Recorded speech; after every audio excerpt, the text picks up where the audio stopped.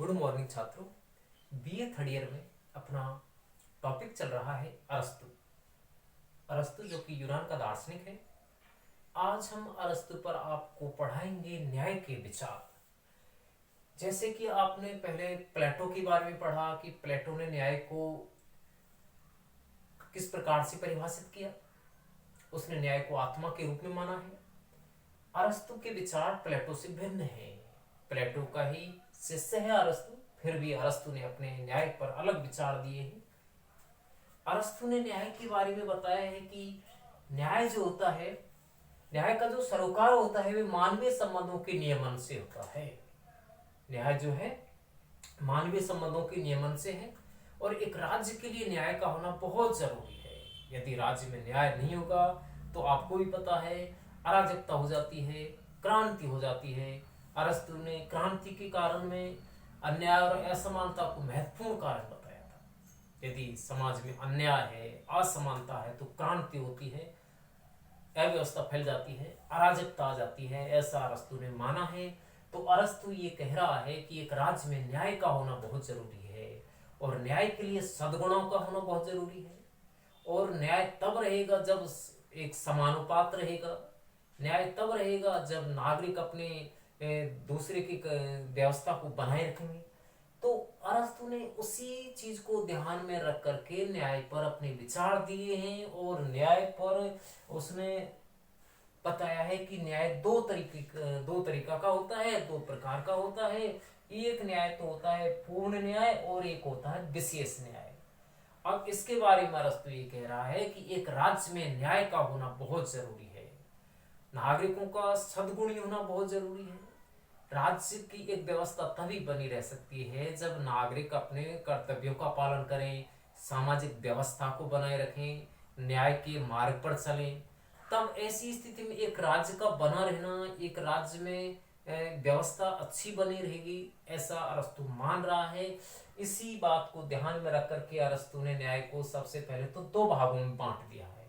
कौन से दो भागों में बांटा है विद्यार्थियों? एक तो बांटा है पूर्ण न्याय और एक बांटा है विशेष न्याय। तो याद रखना है, पूर्ण और विशेष न्याय अरस्तु ने न्याय के दो भाग कर दिए हैं। फिर इसको और दो भागों में बांट दिया है विशेष न्याय को, एक तो वितरणात्मक न्याय और एक सुधारात्मक न्याय। इसी वितरणात्मक न्याय को राजनीतिक न्याय भी कहते हैं। एक सुधारात्मक न्याय होता है जो सुधार की बात करता है, जिसमें बताया गया है कि सुधार यानी कि जो समाज की व्यवस्था है उसको सुधारा जाना चाहिए। यदि समाज में वितरण सही नहीं है, यदि समाज में कोई अव्यवस्था फैली हुई है तो उसमें सुधार की बात की है, गुंजाइश है, सुधार होना चाहिए। ये जो सुधारात्मक न्याय है वो पारस्परिक व्यवहार के नियमों पर है। तो इसी को आप जानें और विस्तार रूप से। पहले तो हम जानेंगे पूर्ण न्याय। तो पूर्ण न्याय जो है ये सदाचार के, नैतिकता के, ईमानदारी के गुणों पर आधारित है। किस पर आधारित है विद्यार्थियों? पूर्ण न्याय नैतिकता और जो सद्गुण हैं, सदाचार के जो नियम होते हैं ना, नैतिकता के जो नियम होते हैं उस पर आधारित है। पूर्ण न्याय के बारे में ये कह रहा है कि पूर्ण न्याय की जो धारणा है ये कब होगी, जब नैतिकता कैसे कैसे आएगी, इसके बारे में उसने उदाहरण से बताया है कि जैसे परिवार होता है, परिवार में पूर्ण न्याय कब होगा। परिवार में पूर्ण न्याय के बारे में कह रहा है जैसे परिवार का जो सदस्य है, परिवार का जो एक मान के चलो मुखिया है, उस मुखिया का काम है कि एक अपने परिवार की व्यवस्था को बनाए रखना, परिवार में सामंजस्य बनाए रखना। अब उस परिवार के अंदर प्रत्येक व्यक्ति का अपना एक दायित्व है। जैसे कि परिवार में जो स्वामी वर्ग है उसका कार्य क्या है, वो अब दास पर अपना नियंत्रण रखे, पति है पत्नी पर नियंत्रण रखे, जो पुरुष है वो महिला पर नियंत्रण रखे। एक तरीका से ये है। तो परिवार में जो सबसे सियाना व्यक्ति है वो अन्य दूसरे नियंत्रण रखे, दूसरे व्यक्तियों पर नियंत्रण रखे। सियाने से मतलब है कि परिवार का जो सबसे वृद्ध है उसका दूसरे लोगों पर नियंत्रण रहे। परिवार में जैसे ऐसे होता है, ऐसे ही गांव का जो सबसे वयोवृद्ध व्यक्ति है उसका नियंत्रण गांव के सारे व्यक्तियों पर रहे। ऐसे राज्य के संदर्भ में हम न्याय की बात करें तो राज्य के संदर्भ में ये है कि राज्य में जो जो भी एक सद्गुणी व्यक्ति है, शिक्षित व्यक्ति है, योग्य है, सक्षम है, शासन की कलाओं का जिसको ज्ञान है, शासन करने में जो पूरी तरीका से सद्गुणी नागरिक है, सद्गुण संपन्न है, कानून का ज्ञाता है, ऐसे व्यक्ति का राज्य पर नियंत्रण होना चाहिए और उस व्यक्ति के द्वारा राज्य में अन्य व्यक्तियों पर या संस्थाओं पर राज किया जाना चाहिए, शासन किया जाना चाहिए। यदि ऐसा होता है तो अरस्तु उसको न्यायपूर्ण व्यवस्था कहता है। समझे छात्रों? एक बार और सुन लें कि पूर्ण न्याय का मतलब सदाचार की, नैतिकता के नियमों से है। इसमें सदाचार की बात बता रहा है। इस सदाचार के लिए जैसे कि अरस्तु ये कह रहा है कि परिवार में एक न्याय कब रहेगा, जब परिवार का जो मुखिया है दूसरे व्यक्तियों पर नियंत्रण रखे, पति पत्नी पर रखे, अपनी पत्नी पर रखे, परिवार का सबसे जो मुखिया है वो और दूसरे व्यक्तियों पर नियंत्रण रखे, स्वामी दास पर नियंत्रण रखे। ऐसे गांव के लिए न्याय कब होगा, जब गांव का जब सबसे वयोवृद्ध व्यक्ति है अन्य सदस्यों पर, गांव के लोगों पर नियंत्रण रखे। राज्य के संदर्भ में यह है कि राज्य में जो सबसे सद्गुणी व्यक्ति है, ईमानदार, चरित्रवान, राजनीतिक और प्रशासनिक कार्य में निपुण व्यक्ति है, ऐसा व्यक्ति जब पूरी संस्था पर, समाज पर नियंत्रण रखेगा तो उस राज्य में न्याय रहेगा, ऐसा अरस्तु मान रहा है। तो ये तो हो गया अपना पूर्ण न्याय।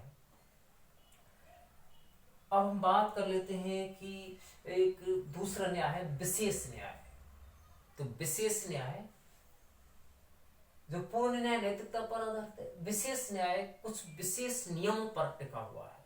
ये विशेष नियम जिसको दो भागों में बांट दिया गया है, एक तो वितरणात्मक न्याय का नियम और एक है सुधारात्मक न्याय का नियम। वितरणात्मक न्याय एक राजनीतिक न्याय की है कि जो पद है, पुरस्कार है, लाभ है, उपाधियां हैं, जो भी पद, पुरस्कार, लाभ, उपाधि हैं, जो भी वैतनिक पद हैं, जितनी भी वितरण की चीज है, उनका वितरण का तरीका न्यायपूर्ण होना चाहिए। ऐसा नहीं हो कि जो व्यक्ति योग्य है उसको प्राप्त नहीं हो कोई वस्तु और अयोग्य को प्राप्त हो जाए, उसे न्याय नहीं मानेंगे। न्याय तब होगा जब पद है, पुरस्कार है, सम्मान है, जो उपाधियां हैं और जो लाभ के, सेवा के पद हैं, जब वो योग्य व्यक्तियों को, ईमानदार व्यक्तियों को और जो पद के लायक हैं उन व्यक्तियों को जब वो पद पुरस्कार मिलेंगे तो समाज में न्याय होगा, अन्यथा न्याय नहीं होगा, ऐसा अरस्तु मानता है। तो इस वितरणात्मक न्याय को राजनीतिक न्याय भी कह रहे हैं कि राजनीति में पद है, पुरस्कार हैं, ये सब योग्यता के अनुसार वितरण होना चाहिए, ईमानदारी से वितरण होना चाहिए, व्यक्ति की जैसी जिसकी योग्यता है, क्षमता है, उसके अनुसार वितरण होना चाहिए। क्षमता और योग्यता के अनुसार वितरण हो, ऐसा उसका कहना है। और उसमें समानुपात होना चाहिए। ऐसा नहीं हो कि जो व्यक्ति योग्य है उसको नहीं मिले, अयोग्य को मिले, ऐसा नहीं। योग्यता और समानुपात होना चाहिए, जैसा जिसकी योग्यता है उसी के अनुसार वितरण होना चाहिए। तो क्षमता योग्यता के अनुसार वितरण हो, ऐसा उसका मानना है। आगे हम इसको जान लिया है कि ये एक तरीका से जो न्याय का जो सिद्धांत है, वितरणात्मक न्याय का सिद्धांत, ये किस पर टिका हुआ है? वस्तुओं के न्यायपूर्ण वितरण के सिद्धांत पर टिका हुआ है, योग्यता और क्षमता के सिद्धांत पर टिका हुआ है। आगे हम बात करते हैं सुधारात्मक न्याय। ये सुधारात्मक न्याय अरस्तु के अनुसार पारस्परिक व्यवहार के नियमों पर टिका हुआ है। किस पर टिका हुआ है? पारस्परिक व्यवहार, एक दूसरे के साथ संबंध बनाते हुए हम दूसरे से कैसे व्यवहार करें, इस बात पर टिका हुआ है। और अरस्तु इसमें ये बता रहा है कि यदि हमारे समाज की व्यवस्था खराब है, उसमें किसी प्रकार का अन्याय है, किसी तरीका की बुराई है, दोष भरे हुए हैं समाज में, तो हम उसको सुधार सकते हैं, उसमें परिवर्तन ला सकते हैं, ऐसा उसका कहना है। तो पारस्परिक व्यवहार के आधार पर अरस्तु ने समाज की व्यवस्था को सुधारने का प्रयास किया है। इस बात पर बल दिया है कि समाज की व्यवस्था को सुधारना चाहिए, समाज की जो बुराई है, समाज में जो दोष हैं, अंतर्द्वंद है, उसको दूर करना चाहिए, ऐसा अरस्तु ने माना है।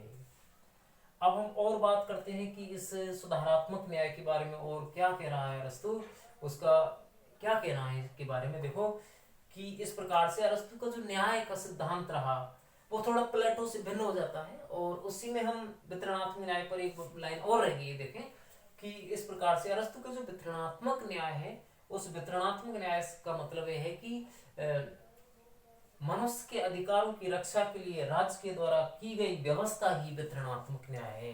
वितरणात्मक न्याय क्या है? मनुष्य के अधिकारों की सुरक्षा के लिए राज्य के द्वारा जो व्यवस्था की जाएगी उसी को वितरणात्मक न्याय कहा है, अरस्तु ने बताया है। तो ये यहाँ अरस्तु का न्याय का सिद्धांत हो जाता है। अब यहाँ थोड़ा अंतर देखने को मिलता है कि प्लेटो से भिन्न है अरस्तु का न्याय का सिद्धांत। प्लेटो से कैसे भिन्न है? प्लेटो का न्याय का सिद्धांत तो कर्तव्य मूलक था। कैसा था?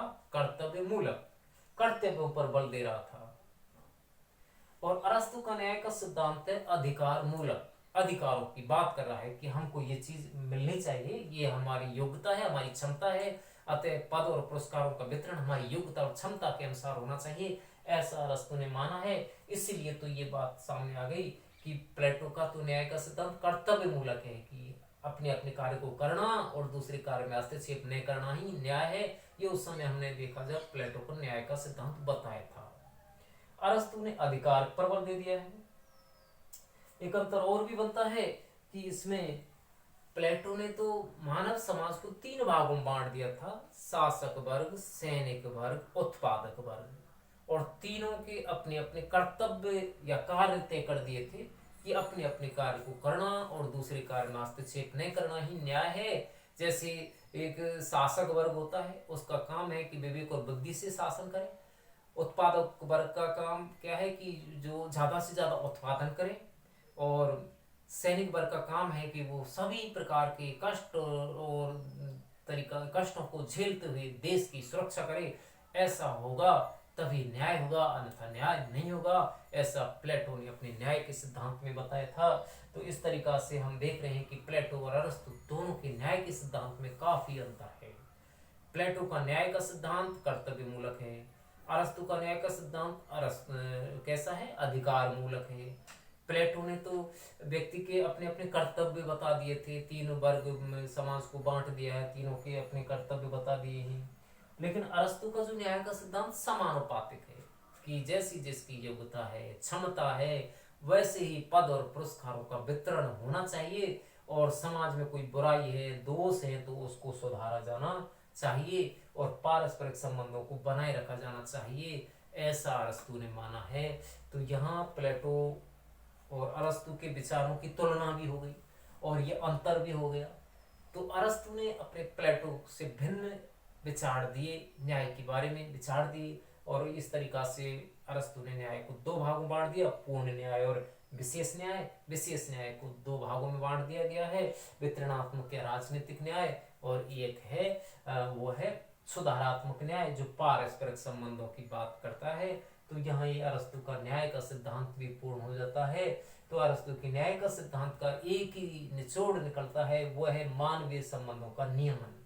तो अरस्तु मानवीय संबंधों की बात कर रहा है, हमारे जो संबंध है, मानवीयता के संबंध है, वो अच्छे होने चाहिए, उसमें किसी प्रकार का द्वेष बैरभाव नहीं होना चाहिए, सुधार की बात भी अरस्तु ने बताई है। तो यहाँ अरस्तु का न्याय का सिद्धांत पूरा होता है।